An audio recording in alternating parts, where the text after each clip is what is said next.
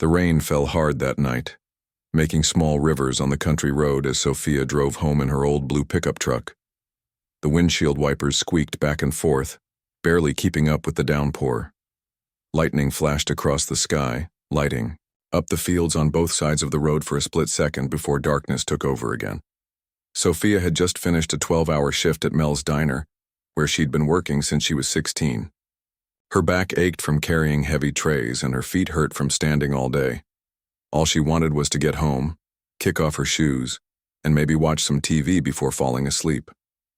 The clock on her dashboard read 11:37 p.m. when her headlights caught something on the side of the road ahead. As she got closer, she saw it was a car. Not just any car, but one of those fancy sports cars that cost more than what most people in her town made in 5 years. The hazard lights blinked orange against the dark blue paint. Sophia slowed down. She thought about driving past.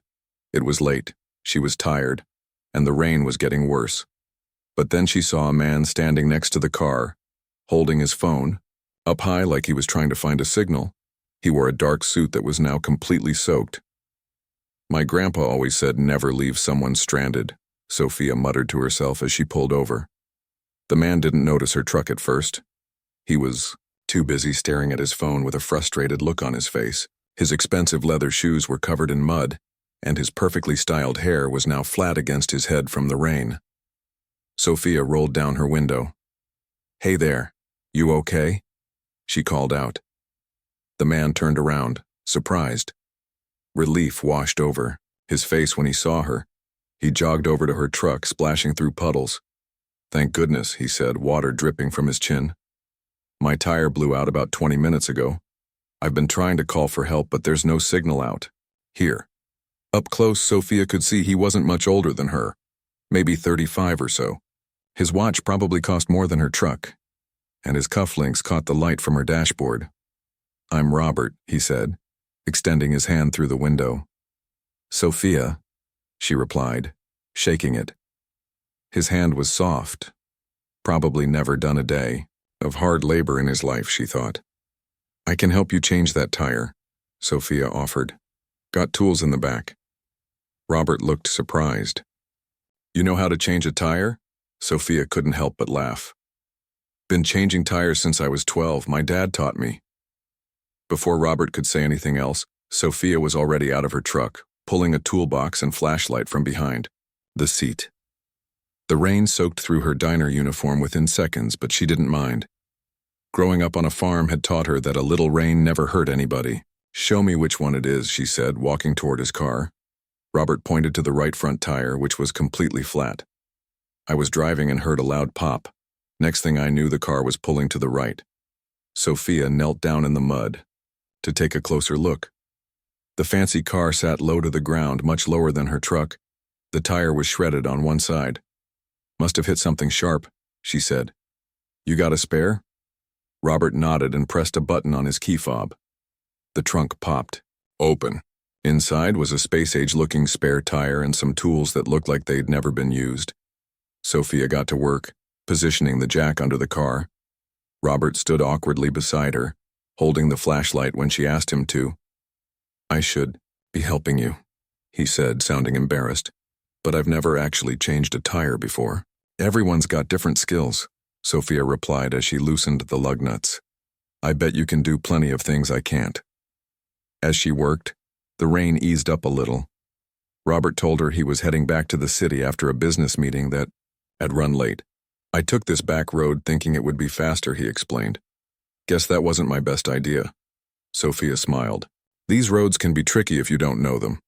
Lots of potholes and sharp rocks." Her hands moved quickly, removing the flat tire and replacing it with the spare. Even with the rain and mud, she had the job done in under 15 minutes. "There, you go," she said, standing up and wiping her hands on her already soaked apron. "That spare will get you back to the city, but you should get a proper tire as soon as you can." Robert stared at her with a mix of gratitude and amazement. "You're incredible. I would have been stuck here all night." He reached for his wallet. "Please, let me pay you for your help." Sophia shook her head. "Put your money away. My parents raised me to help people because it's the right thing to do. not to get something in return. At least let me get your contact information. I'd like to properly thank you, Robert insisted. Sophia smiled. Just help someone else when they need it. That's thanks enough. As she turned to head back to her truck, lightning flashed again, illuminating the night. Robert caught sight of something on her hand, a ring with an unusual design. It wasn't flashy or expensive looking, just a simple band of silver with a small blue stone that seemed to catch the light in a strange way. Wait, Robert called, after her. That ring. Where did you get it? Sophia looked down at her hand, touching the ring with her thumb the way she always did when she was thinking. This old thing? It was my father's, she said softly. It's all I have left of him.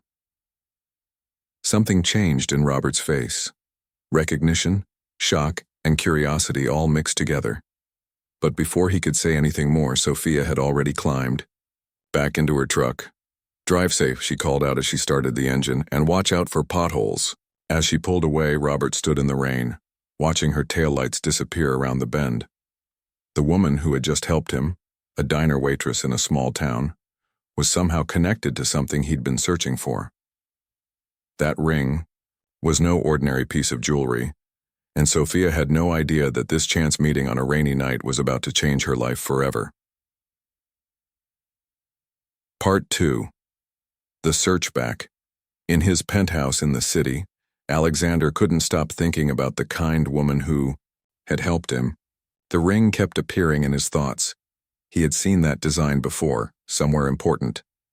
After days of distraction, he instructed his assistant to find the woman with the pickup truck who had helped him on Route 16. Meanwhile, Sophia continued her simple life, waiting tables, tending to her small garden, and visiting her elderly mother in the nursing home. The ring, her most treasured possession, had been given to her by her late father before he disappeared 15 years ago. It was her only connection to him, though she had no idea of its true significance. Alexander's search led him to the small town of Millfield. His arrival in the sleek black SUV caused quite a stir as he walked into the diner where Sophia worked. When he saw her serving coffee, recognition flashed in his eyes. "It's you," he said, his voice thick with emotion. Sophia was confused until he explained their roadside encounter. But when Alexander asked about her ring, Sophia grew protective and guarded. "It was my father's," she said simply. "The only thing I have left of him." Sophia sat in the passenger seat of Robert's car the next day, feeling out of place against the soft leather seats. They were heading to the city, to the Reed Industries building. Robert had convinced her to take a day off from the diner. "You really think my dad had something to do with your company?" Sophia asked, watching the countryside give way to suburbs, then city blocks. Robert nodded, keeping his eyes on the road. "That ring is the key. The investor who saved us used that symbol as his signature. No name, just that mark." He glanced at her hand. "No one ever knew who he was. My father tried to find him for years to thank him properly." Sophia twisted the ring on her finger, a habit she'd had since she was a teenager. "But my dad was just normal. He worked hard, came home tired. We lived in a small house. If he had enough money to save your company, why didn't we see any of it?" "That's what we need to find out," Robert said. The Reed Industries building stood 40 stories tall, in the heart of downtown, glass and steel gleaming in the morning sun. When they walked into the lobby, the security guards nodded respectfully at Robert. People in suits hurried past, talking on phones or typing on tablets. Sophia felt underdressed in her jeans and simple blouse. She caught a few curious looks from employees, probably wondering who this ordinary woman was walking alongside their boss. Robert took her to his office on the top floor. Floor-to-ceiling windows offered a view of the entire city. On one wall hung framed newspaper articles about the company, photos of Robert with important people, and in the center, the document he had shown her in the photo. Sophia walked straight to it, drawn by the familiar symbol. The framed certificate had fancy writing and official stamps, but it was the seal at the bottom that made her heart race, identical to her ring down to the smallest detail. "This is it," she whispered. Robert stood beside her. When I was a kid, my dad's company was in trouble. Bad investments, market crash, they were about to lose everything. Then one day, this anonymous investor stepped in, saved the company, saved hundreds of jobs. He pointed to the document. All he left was his mark, this seal. Sophia touched the frame gently. But why would my father hide this? And where has he been all these years? Robert went to his desk and pressed a button. "Lynn, can you bring in the files I asked for this morning?" His assistant appeared moments later with a thick folder. Robert thanked her and spread the contents across his desk. There were old financial records, newspaper clippings, and a few photographs. I had our archivists pull everything related to the investment from 15 years ago, he explained. They spent hours going through the papers. The investment had been for $30 million, an enormous sum that had pulled Reed Industries back from the brink of bankruptcy. The money had come through layers of shell companies and offshore accounts, making it impossible to trace. Whoever did this really didn't want to be found, Robert muttered, rubbing his tired eyes. Sophia picked up one of the photographs. It showed Robert's father at some kind of business dinner. "What's this?"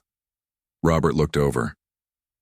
"Annual company gala, about a month after the investment saved us." Sophia pointed to a blurry figure in the background. "That's my dad." Robert grabbed the photo, staring at it in disbelief. He pulled out his phone and enlarged the image. Sure enough, there was a man who looked like he was trying to avoid the camera. He was watching. Robert said softly, making sure his investment was safe. Sophia sat down, suddenly feeling dizzy. None of this makes sense.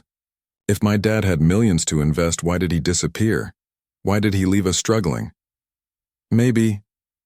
Robert hesitated. Maybe he was protecting you from something. By late afternoon, they were both frustrated from hitting dead ends. Sophia stood up to stretch her legs and walked back to the framed certificate. As the setting sun hit it at a new angle, something caught her eye. "Robert," she called, excitement in her voice. "Look at this." When the light hit the seal just right, tiny, almost invisible markings appeared around its edge. Robert hurried over. "I never noticed that before," he said in amazement. Sophia twisted her ring to catch the same light. The same hidden markings were there. "It's some kind of code," she whispered. They carefully removed the frame from the wall and examined it under Robert's desk lamp. The markings were numbers, tiny and precisely etched.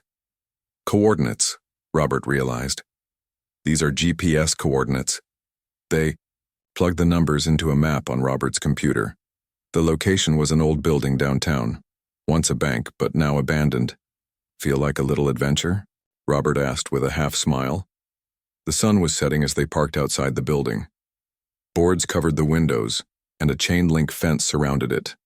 A sign warned, "Private property. Keep out." "Are we really doing this?"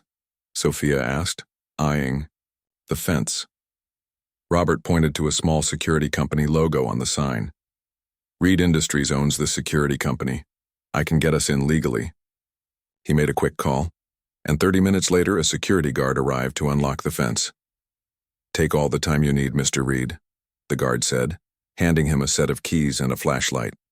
The inside of the building was dusty and dark.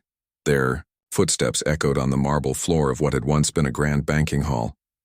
Sophia's heart pounded as they made their way to the vault area in the back. "What are we looking for?" she whispered. "I'm not sure," Robert admitted. "But those coordinates led here for a reason." They found the old vault still intact, its massive door standing open. Inside were rows of safety deposit boxes, many still locked. Sophia held up her ring. "I wonder..." Looking at the numbered boxes, she found one that matched the sequence of numbers hidden in the ring's design. "This one. You think your father left something here?" Robert asked. Sophia nodded. "Only one way to find out." She slid her ring into a small opening beside the box, a perfect fit. There was a click, and the door swung open. Inside was a sealed envelope, a small leather journal, and a velvet pouch. With trembling hands, Sophia opened the envelope first. It contained a letter, handwritten in her father's familiar script. "Dearest Sophia," she read aloud, her voice catching. If you're reading this, you found my ring and followed the clues I left behind. I'm sorry I had to leave you and your mother so suddenly. What I'm about to tell you will be hard to believe." She looked up at Robert, tears in her eyes. "He's alive. Or at least he was when he wrote this." She continued reading silently, her expression changing from shock to disbelief. "What is it?" Robert asked softly. Sophia lowered the letter, her face pale. "My father wasn't just an investor in your company. He discovered something dangerous, a massive fraud scheme at the investment firm where he worked. Your family's company was one of the victims." She picked up the journal. "He has proof in here. Names, dates, account numbers. And the people behind it came after him," Robert guessed. Sophia nodded. "He used his own savings to help your family's company because he felt responsible for not catching the fraud sooner. Then he had to disappear to protect us from the people who were after him." She looked back at the letter. "He says some of these people are now in positions of power. That's why he stayed hidden all these years." Robert took a deep breath, processing this revelation. "Your father is a hero." Sophia clutched the letter to her chest. "He's out there somewhere." She looked up at Robert with new determination in her eyes. "And I'm going to find him." Back at Robert's penthouse apartment, Sophia spread the contents of her father's safety deposit box across the glass coffee table. The leather journal was filled with her father's neat handwriting, along with spreadsheets, account numbers, and what looked like code names. The velvet pouch had contained a small flash drive and another key. "I still can't believe this," Sophia said, flipping through the journal pages. "My quiet, ordinary dad was actually investigating a huge financial crime." Robert sat beside her, examining some of the documents. "These are transaction records from Liberty Financial Group. That was one of the biggest investment firms in the country back then." He looked up. "Your father worked there?" Sophia nodded. "For almost 20 years. He never talked much about his work." She paused, remembering. He did start acting strange those last few months, though. Working late, locking himself in his home office. Mom and I thought he was just stressed. Robert connected the flash drive to his laptop. It was password protected. "Try my birthday," Sophia suggested. When that didn't work, she tried her mother's birthday, then her father's. "Wait," she said suddenly, picking up her father's letter again. "There's a line here that seemed odd." She read aloud. "Remember the day we watched the sunset at Pine Ridge when you were 10? That day changed everything for me." She typed in the date of that trip, July 8, 2005. The drive unlocked, revealing dozens of files. For hours, they pored over the information. David Chen had discovered that executives at Liberty Financial were running an elaborate scheme, funneling millions from client accounts into offshore holdings. They had deliberately tanked certain companies' stocks, including Reed Industries, then bought them at rock-bottom prices. Your father found out. They were planning to dismantle Reed Industries and sell it off piece by piece, Robert said, looking up from the screen. That's why he stepped in with his own money. But how did a middle manager at an investment firm have $30 million? Sophia wondered. The answer came in another file. David had been quietly investing his own money for years, following patterns he'd observed at work. He'd built his own fortune slowly and carefully, keeping it completely separate from his modest family life. He didn't want us to grow up spoiled, Sophia realized. He always said money changes people. He didn't want us to grow up spoiled, Sophia realized. He always said money changes people. As they dug deeper, the truth became more troubling. David had gathered evidence against 12 high-level executives involved in the fraud. He'd been preparing to take everything to the authorities when someone at the firm discovered what he was doing. "Look at this email," Robert said, pointing to the screen. "Dee knows too much. Handle it before Friday." Sophia felt cold. They were going to kill him. "So he disappeared to protect himself and your family," Robert finished. "But not before he'd saved my family's company." Sophia picked up a newspaper clipping from the box. It showed 3 men at a charity gala, all named as board members of various major companies. "My dad circled these men," she said, showing Robert. "And look at the notes in the margin. Still watching. Still dangerous." Robert took the clipping, his expression darkening. I know them. This one is now the Treasury Secretary. This one runs the largest bank in the country. And this one, he paused.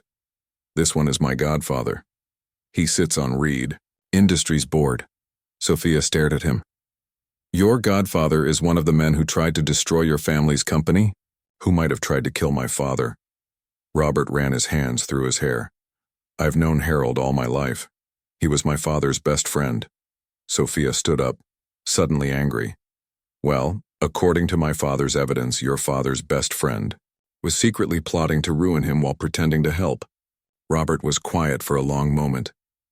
We need more proof before we accuse someone like Harold. These men are powerful, Sophia. If your father has been hiding for 15 years because of them, we need to be careful.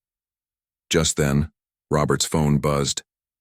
It was a text from Lynn, his assistant. Harold asking why you missed board meeting. Says it's urgent he speak with you tonight.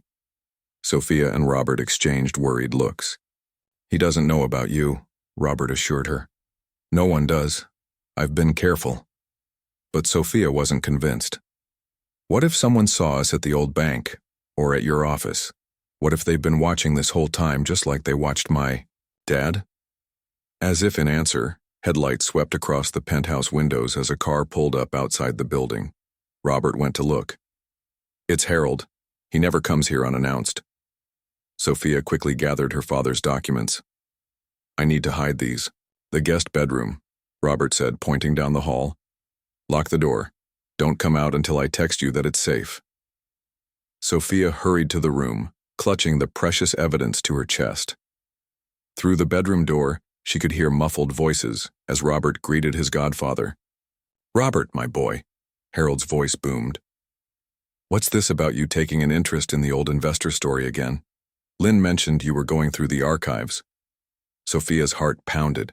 She pressed her ear to the door. Just curious. Robert, replied, his voice casual. Dad always wondered who saved us. I thought I might try to solve the mystery. Ancient history, Harold said dismissively. Let sleeping dogs lie, I always say. Speaking of which, what's this I hear about you visiting the old First National Bank building today? We've been trying to sell that property for years. There was a pause before Robert answered. Just checking it out. Thought it might be worth renovating instead of selling. Harold didn't sound convinced. You know, son, I couldn't help but notice you've been seen around town with some waitress from a diner, not your usual type. Sophia froze. They were being watched. Just a friend, Robert said. Nothing serious. Well, be careful who you befriend. Harold's voice had an edge to it now. You never know people's true motives. Remember what happened. To your father, trusted the wrong people, almost lost everything.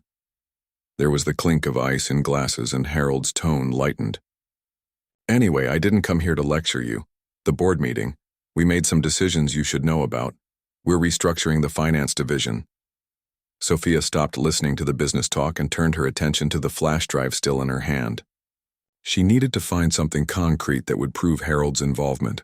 Using her phone, she searched through more of her father's files. There it was, an audio recording labeled HW and JM Discuss RI Takeover. With shaking fingers, she played it. The first voice was definitely Harold's, though younger. David Chen is getting too close. If he connects us to the Reed Industries manipulation, everything falls apart. A second voice responded. So we remove him from the equation, make it look like he stole the money himself and ran. His family will be so busy dealing with the shame, they'll never dig deeper. Harold again. Perfect. Once Reed is bankrupt, we'll, by controlling interest through the offshore accounts, no one will ever know. Sophia covered her mouth to stifle her gasp. This was it. Proof that Harold had been behind the plot to destroy Reed Industries and had threatened her father. She copied the file to her phone, then tucked the flash drive safely away. Outside, she could hear Harold preparing to leave. Think about what I said, Robert. Some things are better left in the past. Focus on the future of the company. I will, Robert promised. Thanks for stopping by. The door closed, and a few minutes later, Sophia's phone lit up with a text from Robert. He's gone, it's safe.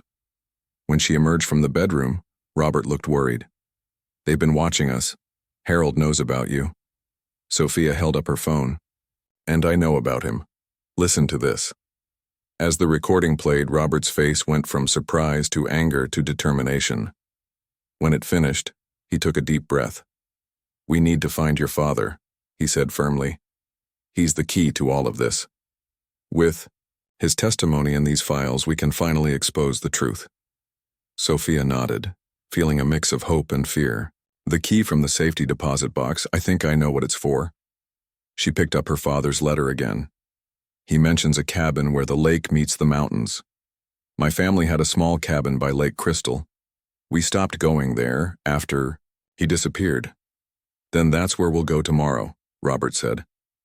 "But tonight we need to make copies of everything and store them somewhere safe." He looked at Sophia with new respect in his eyes. "Your father was incredibly brave. Now I see where you get it from." Sophia smiled sadly, touching her ring. "I just want to see him again. Tell him I never believed he abandoned us. That I always kept his ring safe just like he asked." Robert took her hand. "We'll find him, Sophia. I promise." The narrow dirt road to Lake Crystal wound through thick pine forests. Robert's expensive car bounced over potholes as Sophia directed him deeper into the mountains. "It's just ahead," she said, pointing to a barely visible turnoff. "We haven't been here in 15 years. The cabin sat on a small hill overlooking the lake, its wooden walls weathered gray by years of sun and snow. Tall grass had grown up around it, and the steps to the porch sagged. "It doesn't look like anyone's been here in years," Robert said. As they got out of the car, Sophia stood still for a moment, memories washing over her. "We used to come here every summer. Dad would fish while Mom and I picked berries." Her voice caught. "The last time we were here, it was just the two of us, Dad and me, the day before he gave me the ring." They approached the cabin cautiously. The windows were dusty, the curtains drawn. Sophia took out her father's key and tried it in the lock. It turned with difficulty, the door creaking as it opened. Inside, dust covered everything. Furniture sat draped in old sheets, and cobwebs hung from the ceiling. But something caught Sophia's eye immediately. On the small kitchen table sat a vase with a single blue flower. "That's fresh," she whispered, touching one of the petals. "Someone's been here? Recently?" Robert looked around, suddenly alert. "The flower matches your ring. It's the same shade of blue." "Jade." Sophia lifted the vase. Underneath was a folded note with a single word: basement. The small wooden door to the basement was hidden in the floor of the bedroom closet. It took both of them to pull it open, revealing steep stairs descending into darkness. Robert turned on his phone's flashlight as they made their way down. The basement was surprisingly clean compared to the rest of the cabin. A desk stood against one wall with a modern laptop on it. Maps and newspaper clippings covered another wall, connected by red string. A small cot sat in the corner with neatly folded blankets. "Someone's been living here," Robert said softly. Sophia walked to the wall of clippings and photos. "Look, it's them. Harold and the others. Dad's been tracking them all these years." Just then they heard the floor creak upstairs. Someone else was in the cabin.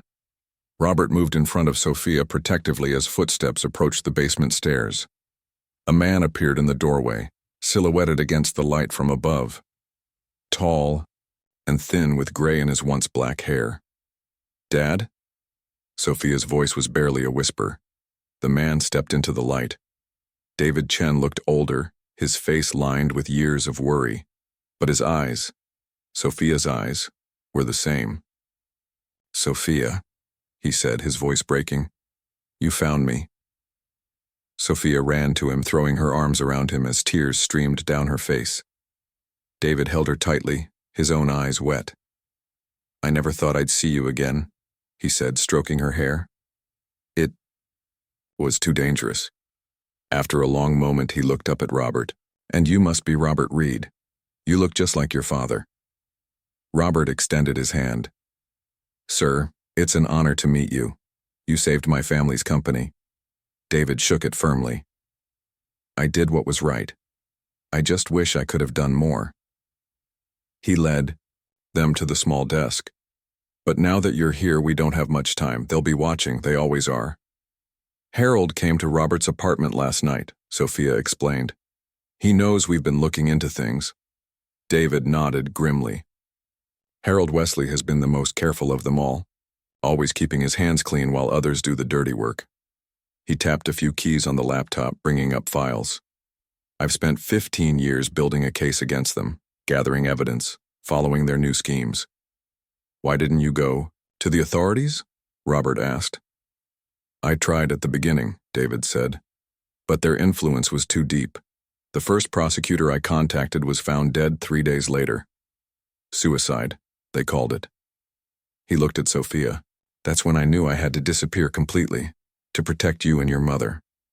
Mom never got over you leaving, Sophia said quietly. She fell apart.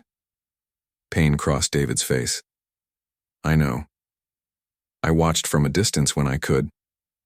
It killed me not to be there for her, for you. He touched her cheek gently. But they would have hurt you to get to me. I couldn't risk it. We found your safety deposit box, Robert said. The recordings, the documents, we have enough to expose them. Now, David shook his head. It's not enough. These men control banks, influence politicians. Harold sits on the boards of 3 major media companies. He turned back to his laptop. But I've finally found their weakness. He showed them what he'd discovered, a hidden server containing records of all their illegal transactions. For 15 years, the group had continued their schemes, growing more powerful, more untouchable. They're planning something big, David explained.